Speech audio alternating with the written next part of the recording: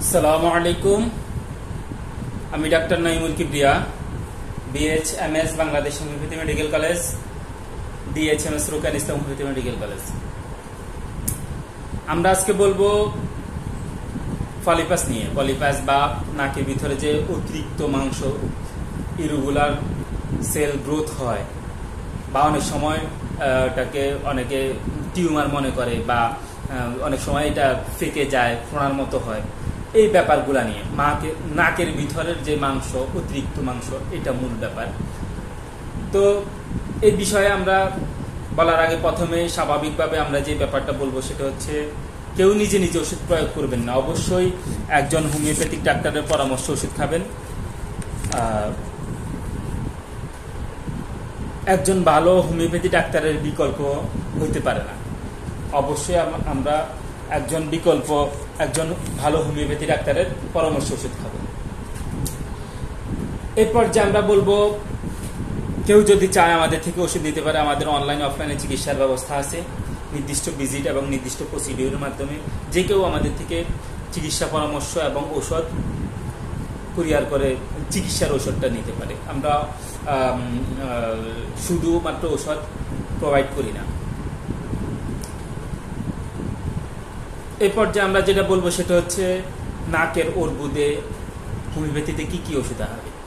প্রথম, যদি এমন হয় যে নাকের অর্বুদ নাকের একদম মূল দেশে অর্থাৎ গভীরের দিকে পেঁয়াজের কলির মতো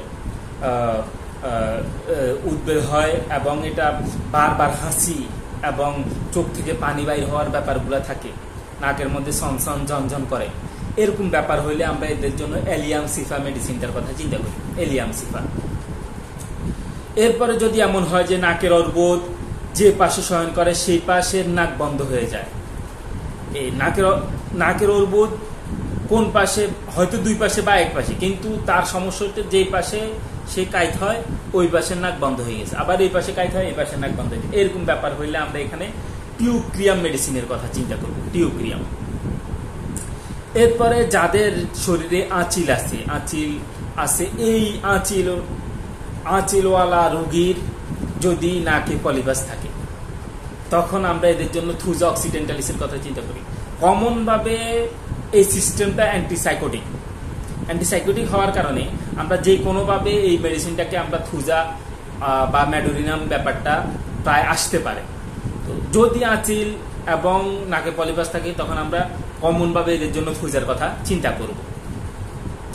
এরপরে আমরা যদি দেখি যে নাকের মধ্যে শক্ত অর্বুদ, অর্থাৎ একটা মাংসপিণ্ড যেটা শক্ত, যদি শক্ত এরকম মাংসপিণ্ড থাকে, তখন আমরা এদের জন্য ক্যালকেরিয়া কার্ভ এবং কেলিবাইক্রোম এই দুটো মেডিসিনের মধ্যে চিন্তা করব যে কোন মেডিসিনটা তার জন্য বেশি পারফেক্ট।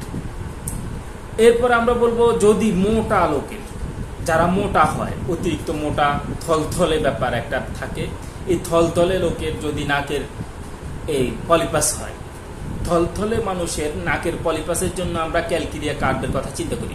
লক্ষণ হিসেবে অবশ্যই ভিন্ন ওষুধ আসতে পারে। আমরা লক্ষণকে প্রাধান্য দিতে হবে। এই যে লক্ষণকে প্রাধান্য দিই, এই লক্ষণের মধ্যে একটা লক্ষণ হচ্ছে মোটা হইলে এটা একটা লক্ষণ। এই লক্ষণ হিসেবে আমরা ক্যালকেরিয়া কার্ভ, যদি ক্যালকেরিয়া কার্ভ আরো লক্ষণ হয়, তখন আরো এটার পার্সেন্টেজ বাড়বে। এরপরে আমরা বলবো, নাকের উপর যাদের গুটি জন্মে, গোটা হয়, এই ফুলে ফুলে বিচির মতো দেখা যায়, এদের জন্য আমরা কিউরারে মেডিসিনটার কথা চিন্তা করি। কিউরারে এর মধ্যে আমরা যে ব্যাপারটা দেখি, নাকের পলিপাসের মধ্যে মাঝে মাঝে রক্ত পড়ে, শ্বাস গ্রহণে নাকের পাতা ফুলে উঠে, এই ব্যাপারটা থাকলে, এই যে নাকের পলিপাসের মধ্যে রক্ত পড়ে, মাঝে মাঝে এই শ্বাস নেওয়ার সময় এই নাকের পাতা এটা এভাবে ফুলা উঠানামা করে, তখন আমরা কয়েকটা মেডিসিনের কথা চিন্তা করি।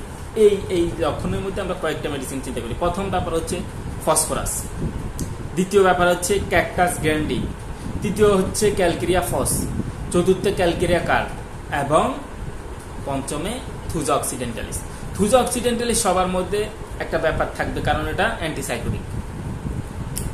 কিন্তু অ্যান্টিসাইকোটিকের মধ্যে যদি এই ব্যাপারটা থাকে, রক্ত পড়ে এবং নাকের পাতা উঠানামা করে, তখন আমরা এটাকে এক গ্রেড বাড়াই দিব, এটার পার্সেন্ট এটা হওয়ার সম্ভাবনা একটা গ্রেড বাড়াই দিব।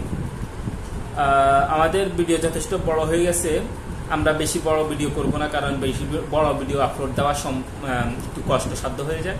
তো এই বলে এই জন্য আমরা আজকের এখানেই বিদায় নিচ্ছি। পরবর্তী ভিডিওতে আমরা পরবর্তী বিষয়ে আলোচনা করব। আসসালামু আলাইকুম রহমতুল্লাহি ওয়া বারাকাতুহু।